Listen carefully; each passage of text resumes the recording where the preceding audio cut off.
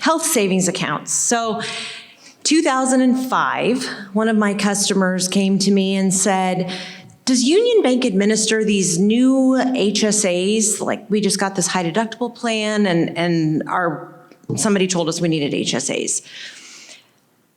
Had never heard of them before, but I said, absolutely, we'll figure it out.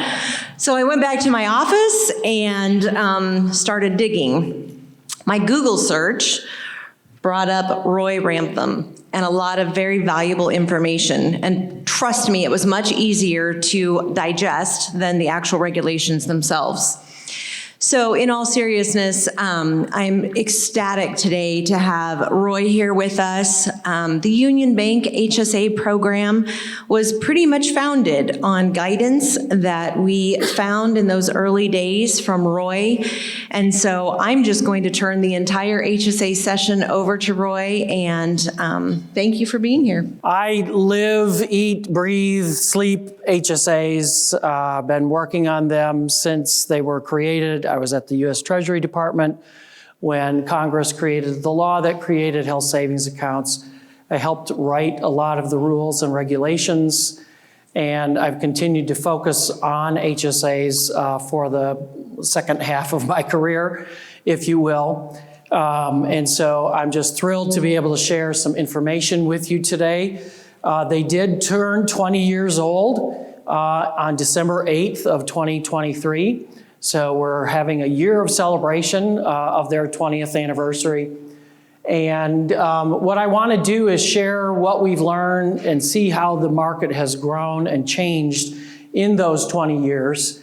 And then talk about some of the challenges and opportunities that lay ahead of us for the next 20 years, because I'll be the first one to admit HSAs do not do everything for everybody. And there are many issues that people have, concerns about HSAs, and we want to talk about, what can we do to make HSAs work better for more Americans. And then at the end, I'm going to talk about my projections for the contribution limits for 2025. We're going to find those out from the IRS here in another month or so. I'm going to be able to tell you in a few weeks, because I've been doing it for 20 years. I have the data, I have the formula, I've never been wrong.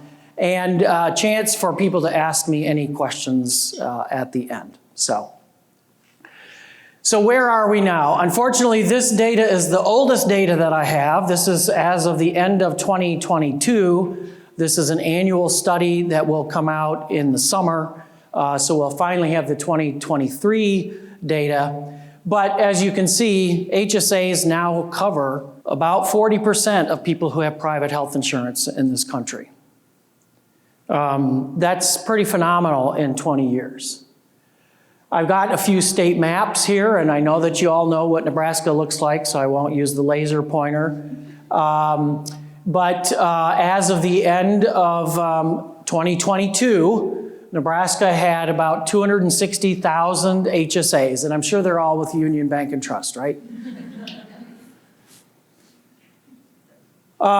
This shows the estimated number of people in Nebraska covered by those HSAs, so about double the number, so a little over 500,000.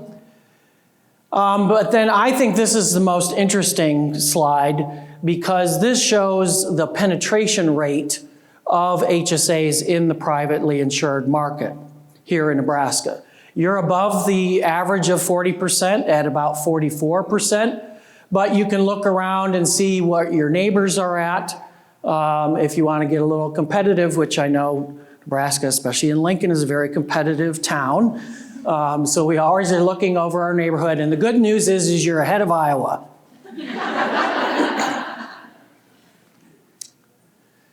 I'm going to share with you a bunch of surveys. I'm going to go through this information very quickly. This just gives you some insights into how the market is going.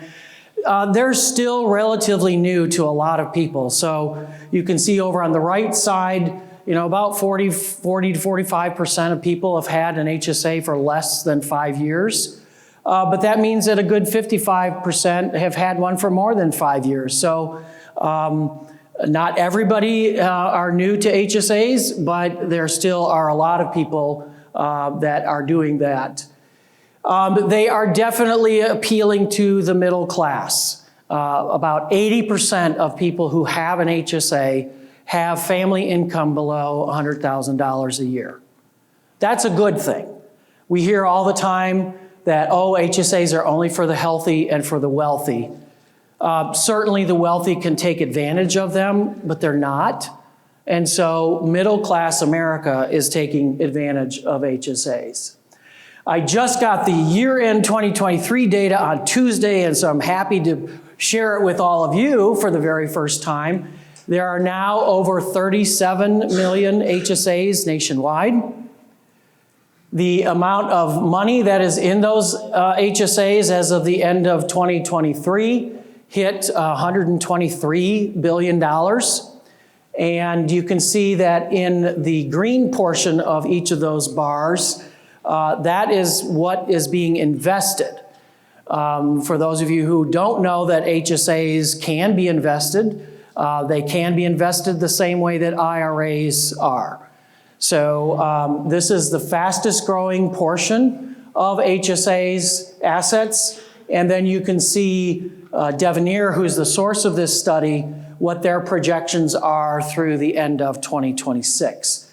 So still a pretty rosy outlook for HSAs in the coming years.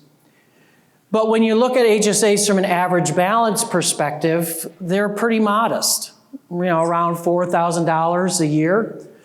I attribute that to all the new HSAs that have been coming into existence in the last 5 years or so, as more and more people understand what HSAs are and start to embrace them.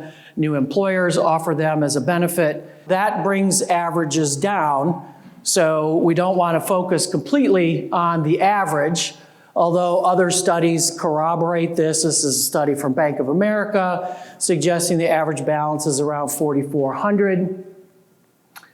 But when you look at the distribution of the balances across the spectrum, most people have under $1,000 in their HSAs.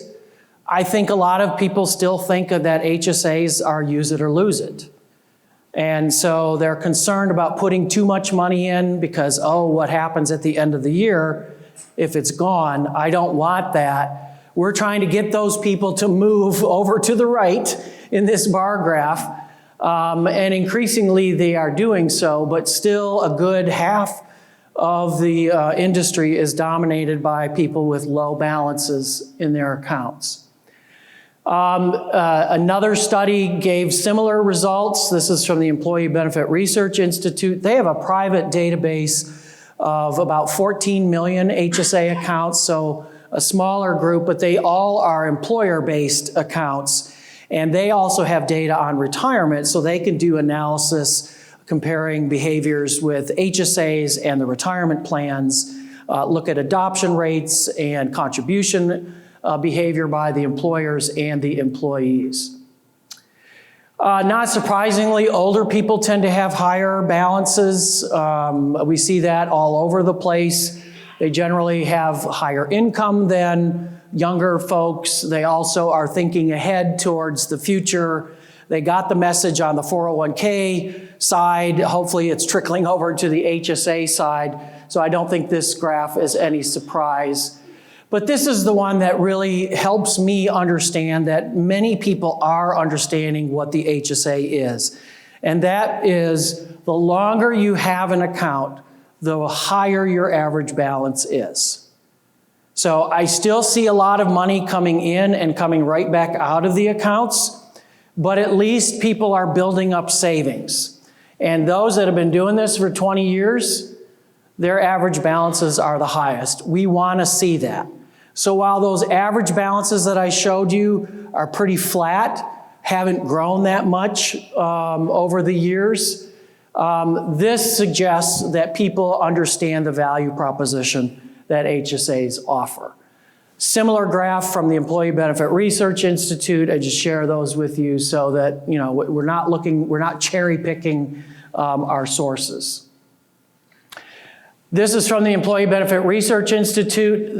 Some interesting data on this graph about whether or not Employers are participating by making contributions, whether people are investing in their account, and you can see right there on the right side that those who do invest their HSA assets have the highest average contributions. Shouldn't be a surprise, certainly when the stock market is doing well.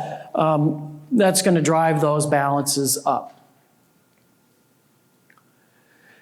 Here are age contributions to the account by age. Again, similar to the average balances, one would expect older people to be making higher contributions as they understand an HSA can help them plan for retirement. They might be inclined to put a little bit more money into their accounts. But I am actually impressed by the amounts for the under 25 group. Some of our millennials, Gen Z folks, getting involved into HSAs. We want them to get involved and understand them early on. So this is a good indication that they're starting to do so. Based on the Devenir study from 2023 year end, about 26% of all dollars in HSAs came from employers. That's a good thing, and I'm going to talk a little bit more about why that's important. The other 64% came from the employees. Most of those, working for an employer who did make a contribution to their accounts. And then we have 9% of the dollars coming from individuals who are contributing outside of the employer situation. That includes people like me who are technically self-employed. I don't have an employer to make contributions through. My only opportunity to contribute is individually, and I send my money directly to my financial institution, and some money, can be rolled over from an IRA and from other sources. This gives you an idea of how employers have looked at HSAs and whether they're embracing them. Almost all the large employers offer an HSA option, not entirely, but a very strong 80% or more are offering them. What I worry about are the smaller employers. There's so many more smaller employers in this country, as well as employees working for those small employers.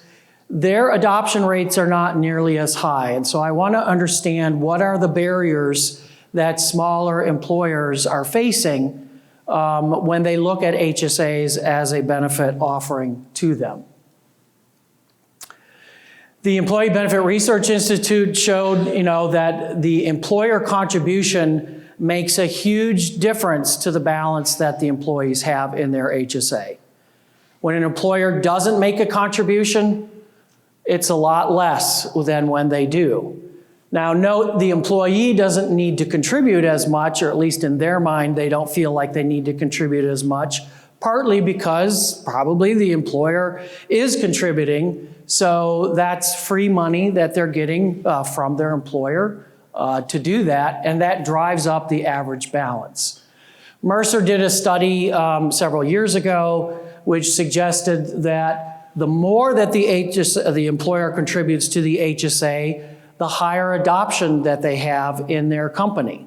So when you give no contribution or you give a smaller contribution, you tend to have fewer employees choose the HSA and participate in it.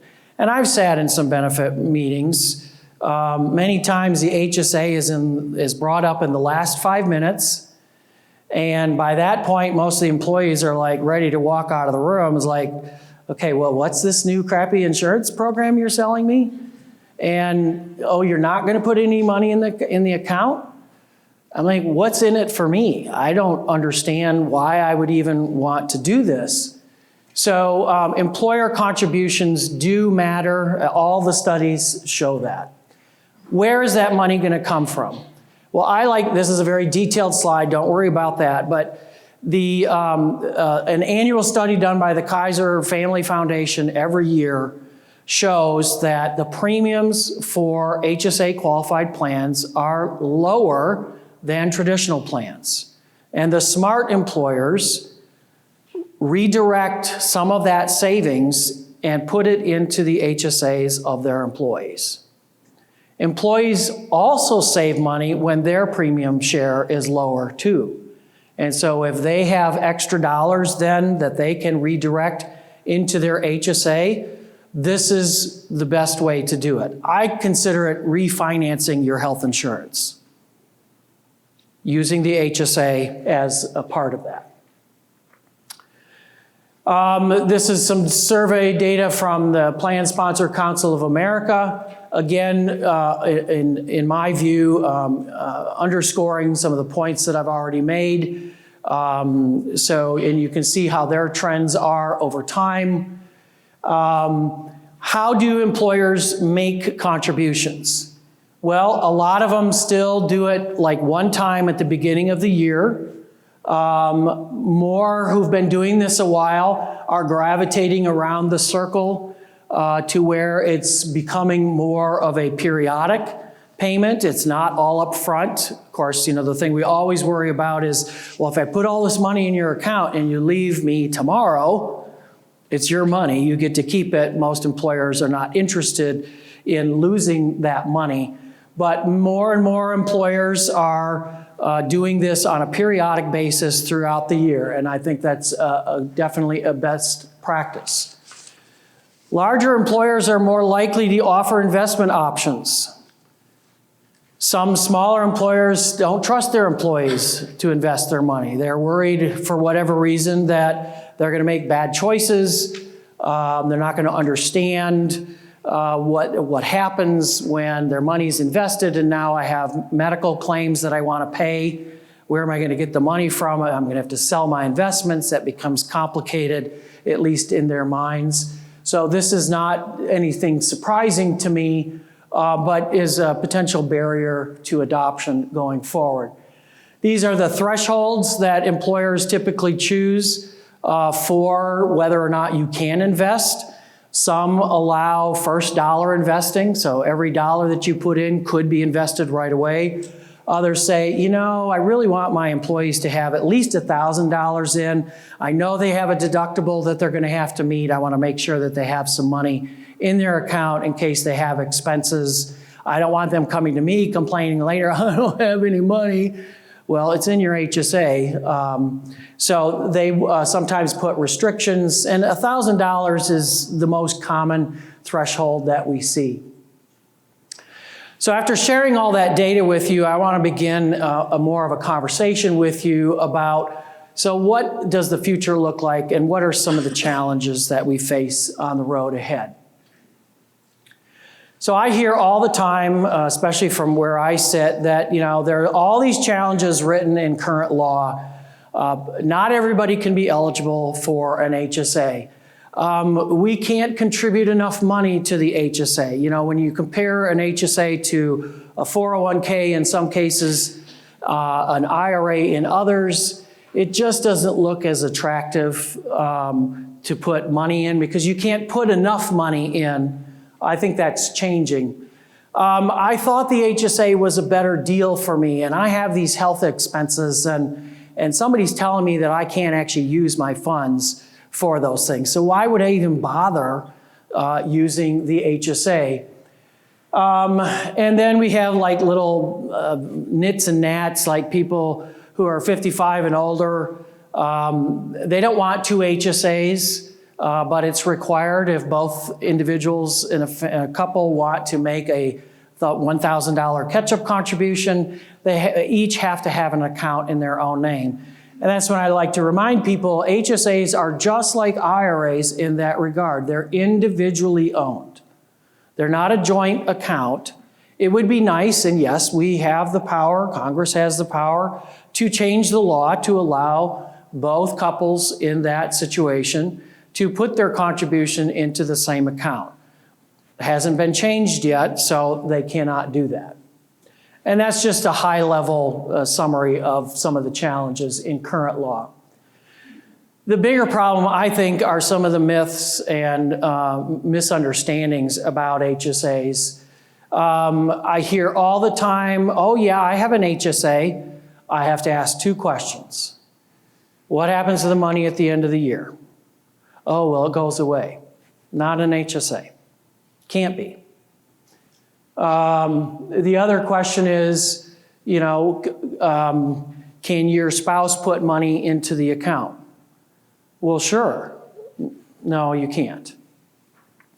I can only use my HSA for funds, for expenses that I incur this year. That's not true.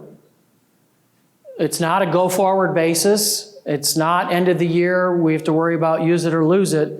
I can actually go back to the date that my HSA account was created and reimburse any expense that I've incurred that's eligible, tax-free from the account, all the way up to that point.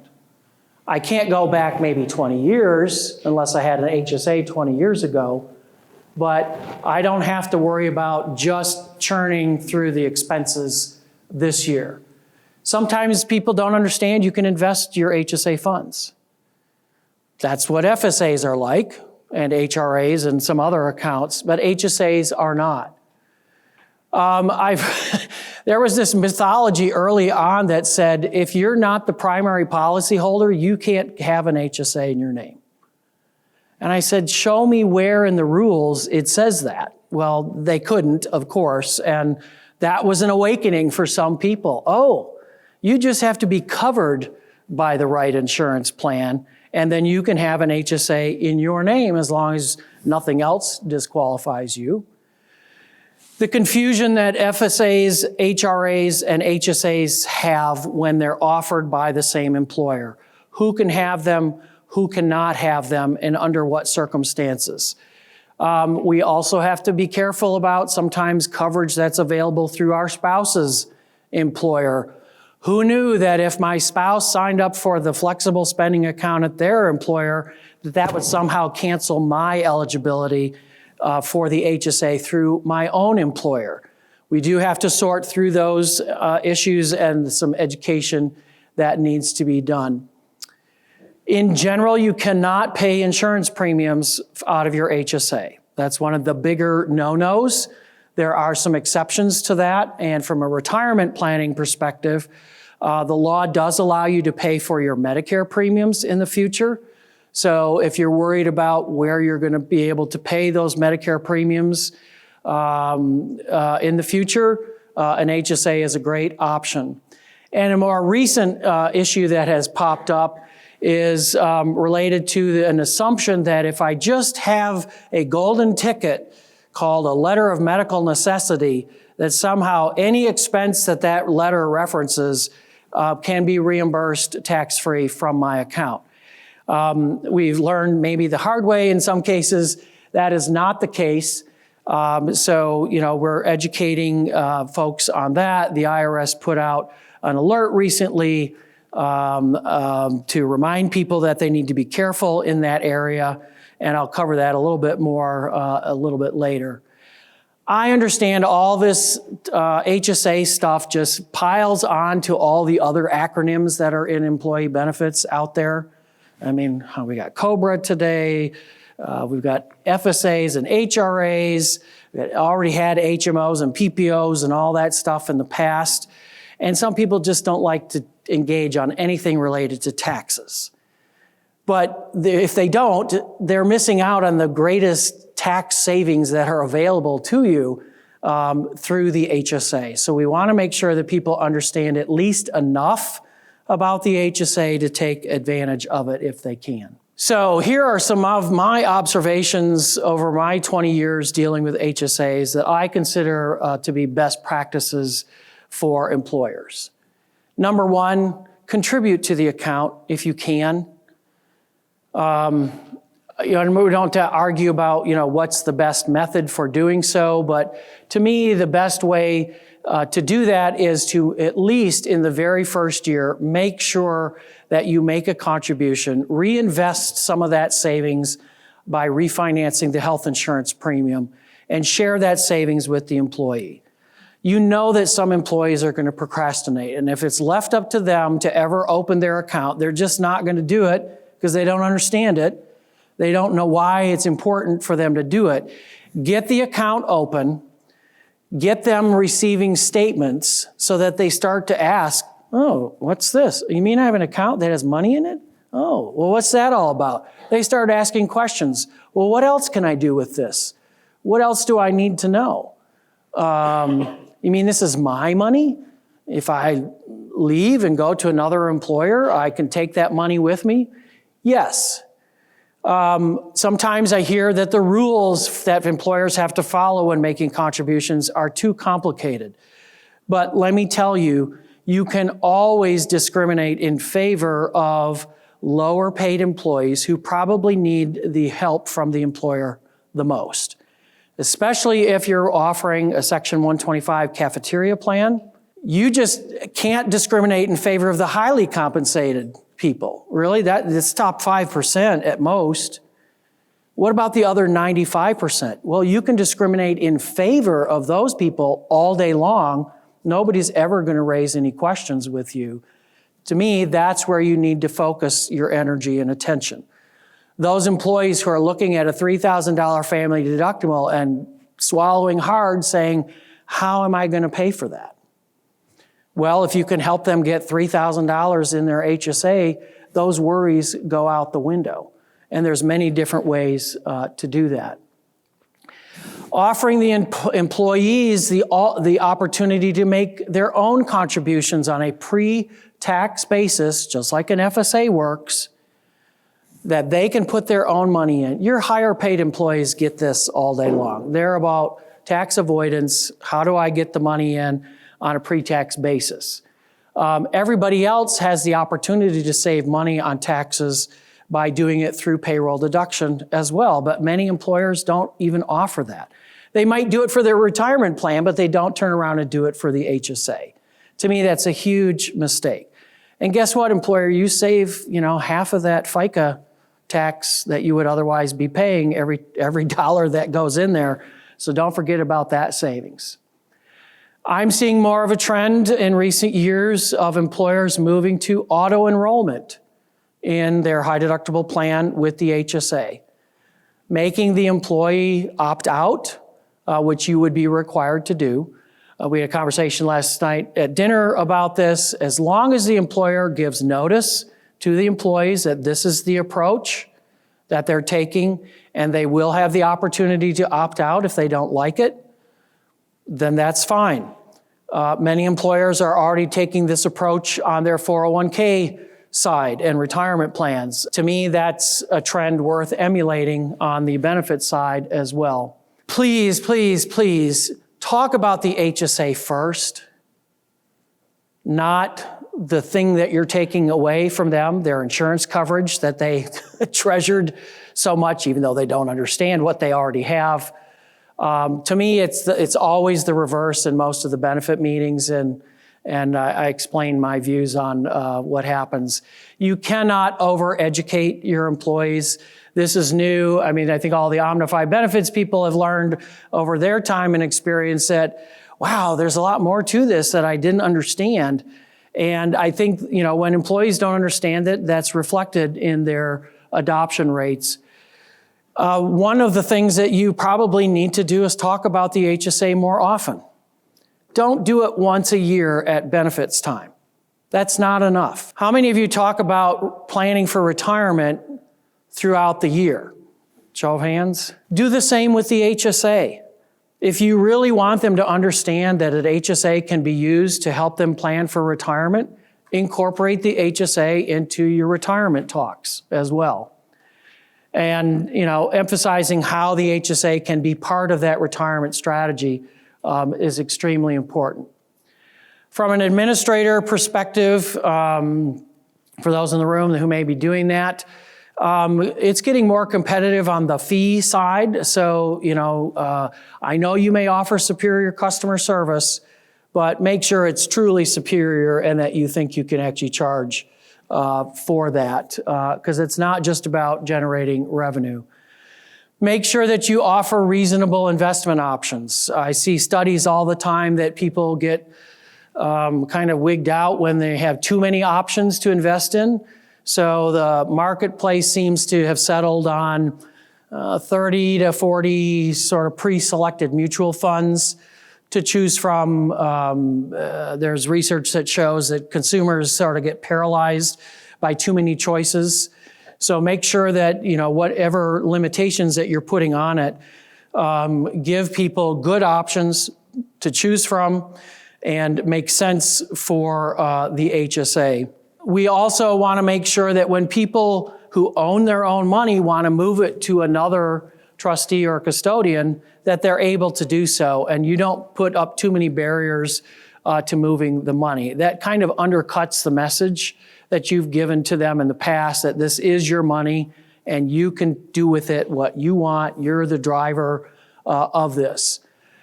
I always recommend the KISS principle, keep it simple, stupid, for just about everything. So, this definitely applies here.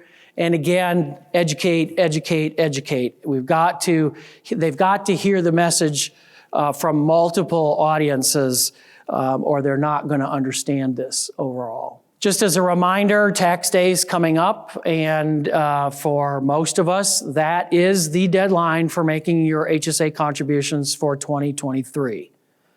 I know some of us like to file for an extension, so we have extra time to file our return until mid-October, but the law says you must make your contributions for last year no later than April 15th.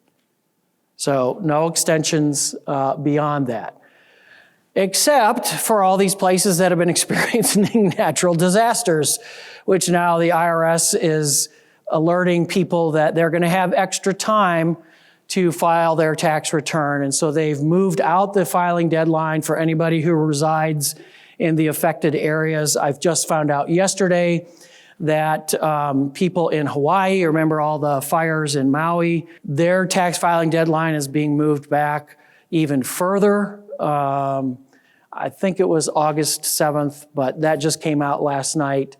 And I expect there's going to be more of these delays announced. We're waiting on the Federal Emergency Management Agency to announce who is eligible for disaster relief. Tax filing delays are part of that relief.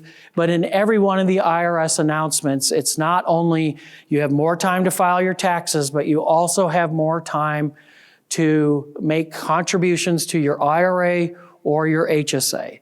I had to work on them for several years to mention that, because a lot of people said, well, it doesn't say I can make a contribution beyond April 15th, but in these cases, you definitely can. And we've heard about all the storms around the country, out west specifically, and so I'm expecting that there's going to be more of these announcements.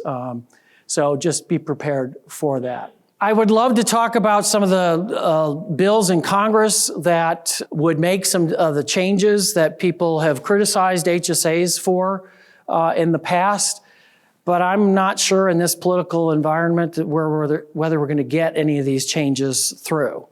So I'll just briefly mention that there's one bill, H.R. 1843, which would permanently extend the flexibility to cover telehealth services without a deductible.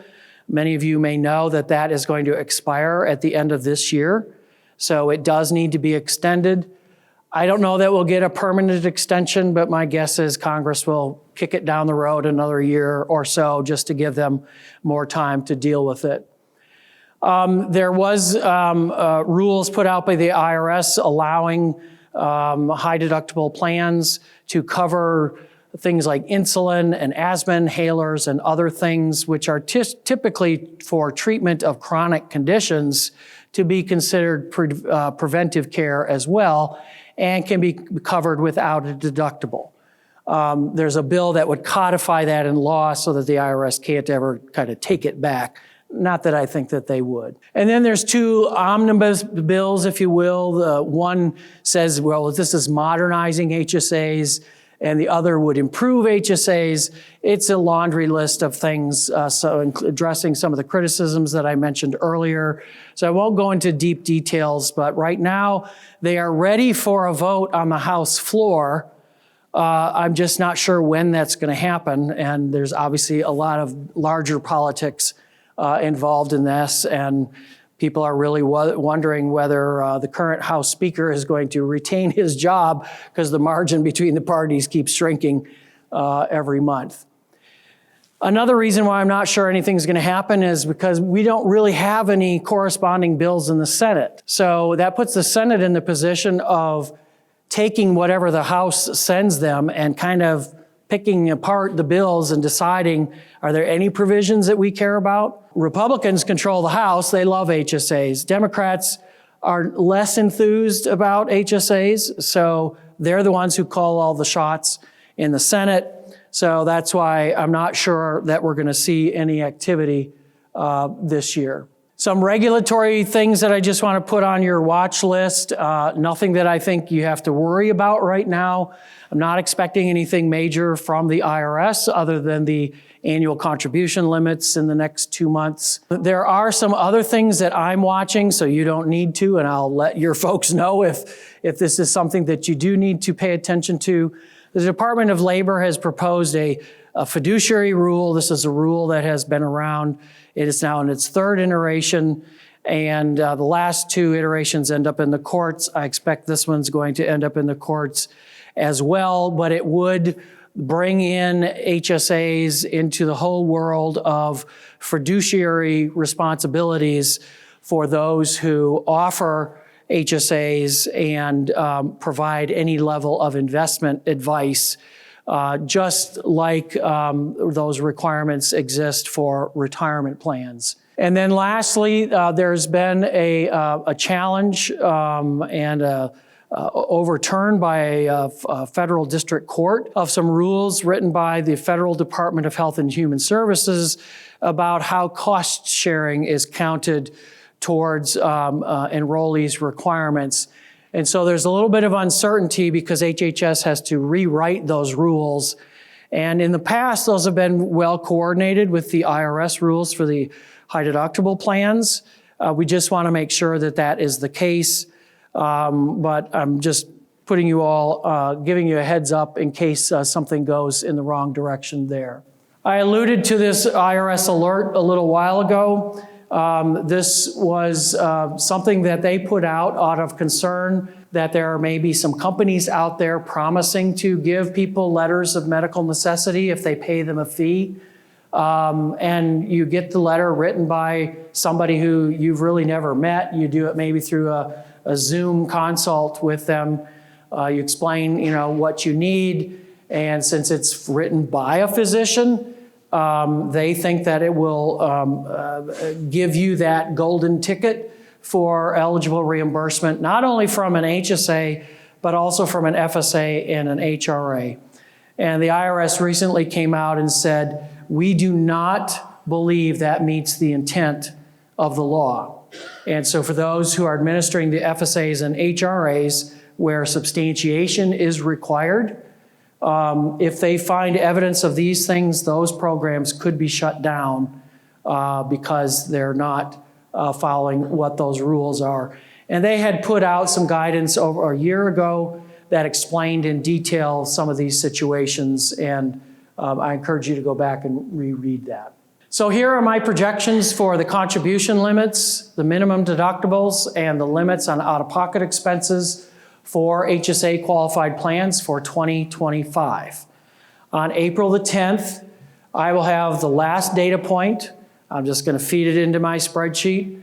And at this point, I've got 11 out of the 12 data points I need, so probably unlikely that these are going to change.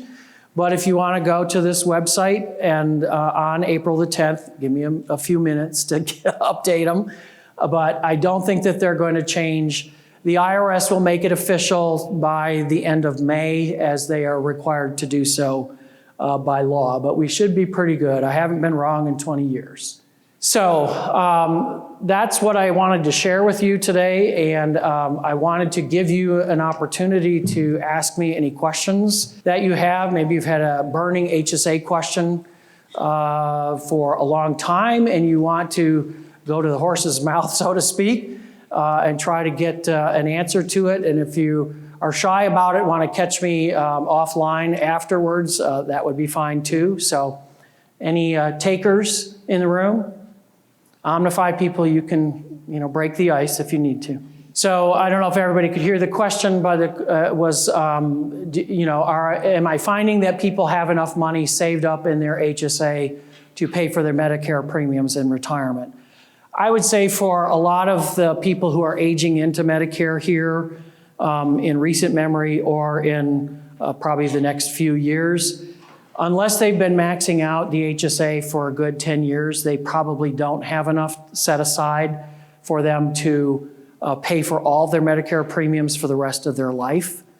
We see projections all the time that include Medicare premiums, out-of-pocket costs for copays and deductibles under Medicare, other prescriptions and other things that Medicare doesn't cover, dental, vision, and et cetera. And it's well over $100,000 per person for the rest of your lifetime. Now, you can take the gamble that I'm going to be healthy and I'm not going to spend as much on that, but you're always going to spend money on premiums. So like with any program where you're deferring, your benefit in future years, the longer you have to plan for that future, the better. So I would say the nearest people to retirement now probably have a lower percentage of likelihood that they're going to have enough money in their HSA to cover all of their premiums for the rest of their life. So that's why we're focused on younger generations. We're giving the same message on retirement. You can't put enough money away fast enough unless you start early and you contribute often.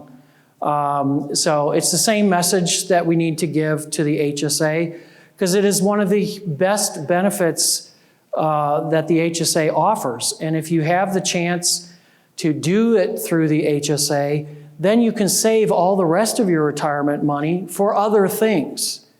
Because if I take money out of my retirement plan to pay for my Medicare premiums, that's all after taxes. So the HSA avoids all of the taxes by doing it that way. Once I enroll in Medicare, I can no longer contribute. Now, I'm working on changing the law because as I approach Medicare, I don't want that option taken away from me either. But we'll have to see, how that plays out.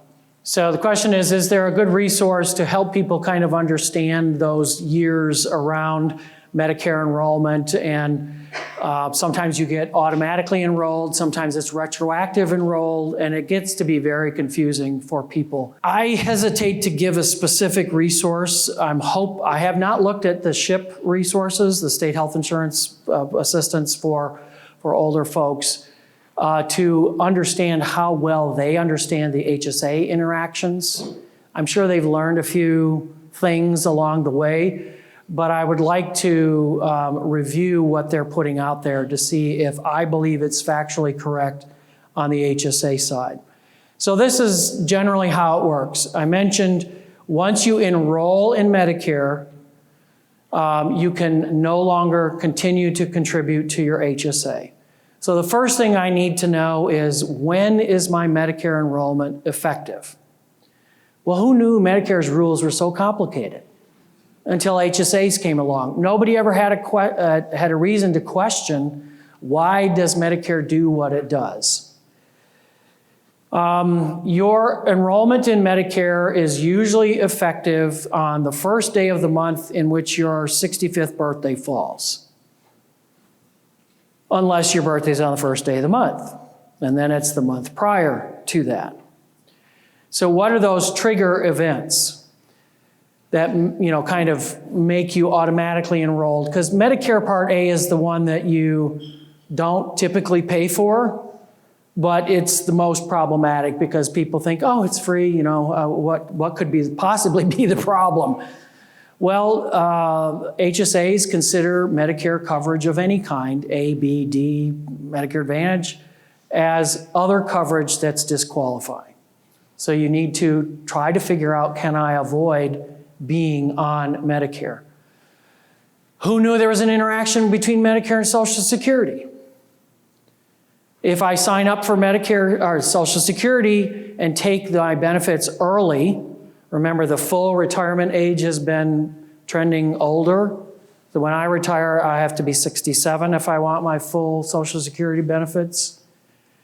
So it used to be 65, but it's not any longer. If I enroll in Social Security before I turn 65, I'm automatically going to be enrolled in Medicare Part A in that birthday month. There's nothing I can do to delay it other than literally pay back all the Social Security benefits I just took. And that's not an easy process. That went all the way to the Supreme Court. Seems like a crazy rule, but it is the rule, and the Supreme Court supported it. If I don't take Social Security early, then I may have to worry about this potential retroactive enrollment in Medicare Part A if I don't sign up for Medicare right around when I turn 65. And so the rule that Medicare has is if you enroll in Medicare after you turn 65, your enrollment will be retroactive up to 6 months. Remember, in their view, you've paid payroll taxes all your life. You are entitled to this coverage. But in no case will it ever be earlier than your birthday month, except for those people born on the 1st of the month. So if you enroll in Medicare Part A 3 months after you turn 65, they're not going to make it retroactive 6 months from there and be 3 months before you turn 65. Again, it's never any earlier than you would have otherwise been enrolled in Medicare based on your birth month. But if I wait till I'm 67, I need to understand that if I'm still able to contribute to an HSA, that my Medicare enrollment is going to be back to 67 and a half. I remember I just turned 60, I said 67, right? 66 and a half. So I'm now taking my full Social Security benefits. It's automatically going to be enrolled in Medicare Part A, but now that Medicare coverage is retroactive 6 months. So I need to know that I'm not eligible for all 12 months of that year, only probably the first 6 or however many months. So I've got to factor that in. Most people don't have those options. Most of us, except for a smaller group, when we turn 65, Medicare must be our primary coverage. It's technically illegal to sell me, a 65-year-old, anything that's not related to Medicare. So that limits me to a Medicare Advantage plan or Medicare Supplement plan. I can't go on the state insurance exchange and buy coverage through the marketplace. You can't even sell it to me. So the only people who don't have to worry about that potentially are people who work for larger employers. And this follows the COBRA cutoff line for how many employees does the employer have. If you're 20 employees or more, then you can stay on your employer's group coverage as your primary coverage. But you've got to be careful about delaying taking Medicare Part B. Part A is okay, except for the HSA eligibility. Part B and Part D, remember, if you don't enroll on time, then you're going to face higher premiums for both of those parts for the rest of your life. So this quickly becomes a very complicated discussion, and I don't know how many people really understand what you should and shouldn't do, and are the rules the same for everybody? If you're for a small employer, which you don't have COBRA rights, although you might have state mini COBRA that applies, again, Medicare has to be your primary coverage. So if you're unemployed, retired, self-employed, or an employee of a small business with less than 20 employees, Medicare has to be your primary coverage. HSAs are no longer an option for any of those people, unfortunately. For those who it is, employers with 20 or more employees, we have a lot of other questions that we have to answer. In theory, you never have to take Social Security. So if your employer group coverage is good enough and you're still working and you feel like you don't need to take Social Security, great. Your benefit actually increases after 67 by almost another 25% if you wait until you're age 70. At that point, it's not going to get any bigger, But if it keeps you off of Medicare Part A and you have group coverage that will delay without penalty any enrollment in Parts B or D of Medicare, you are welcome to do that. I will not have that choice. So for those larger employers, we need to have a somewhat sophisticated discussion about what to do, because I know some employers, they don't want those employees on their group health plan. They kind of push them over to Medicare. Yeah, we want Medicare to be primary. Yeah, we'll do secondary. That's fine. But we don't want them on our coverage as primary anymore. So, you know, there's got to be a little give and take here, because I understand where the employer is coming from. I can understand the employee's perspective who really just wants to keep contributing to their HSA, because guess what? I got a late start. This is my last chance to put more money in my account. That's how I want to do it, but those are not always aligned. So the question is, she's clear that, you know, an employee could not make a contribution to an HSA once they're on Medicare. Can an employer still contribute to the HSA? No. Employers can only contribute on behalf of employees that are HSA eligible. That means they don't have any of this other disqualifying coverage. It would be nice if they could.